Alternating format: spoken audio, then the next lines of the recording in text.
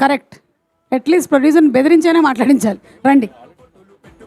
మీరు చాలాసార్లు మాట్లాడారు, అలా అయితే నేను ఎన్నిసార్లు మాట్లాడుంటాను. యాక్చువల్లీ ఏ ప్రొడ్యూసర్కైనా ఇలా సక్సెస్ ఈవెంట్ పెట్టినప్పుడు డిస్ట్రిబ్యూటర్లు మేము కట్టిన డబ్బుకి రూపాయికి రూపాయి వచ్చిందని, లేకపోతే డబుల్ చేసిందని, లేకపోతే కమిషన్ వచ్చిందని చెప్పడమే పెద్ద ఇది కదా, సక్సెస్ కదా. అదంతా వాళ్ళే చెప్పారు కదా, ఇంకా నా సైడ్ నుంచి నేను చెప్పేది ఏముంటుంది. మీరు ఇందాక నుంచి ఫ్లాట్ కొంటారా, కారు కొంటారా, ఎన్ని నేను తనతో మాట్లాడతా, మీరు ఎందుకు ఆయన రెచ్చగొడుతున్నారు ఇందా నుంచి.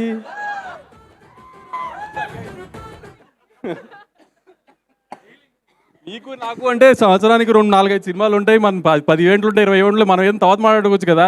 2 సంవత్సరాలకు ఒకసారి హీరో సినిమా చేస్తాడు, అతన్ని ఎందుకు రెచ్చగొడుతున్నారు మీరు మధ్యలో. మన ఇద్దరిని కలిపి కొంటది ఆవిడ, మీరు ఆవిడికి మనం గిఫ్ట్లు ఇవ్వడం ఏంటి.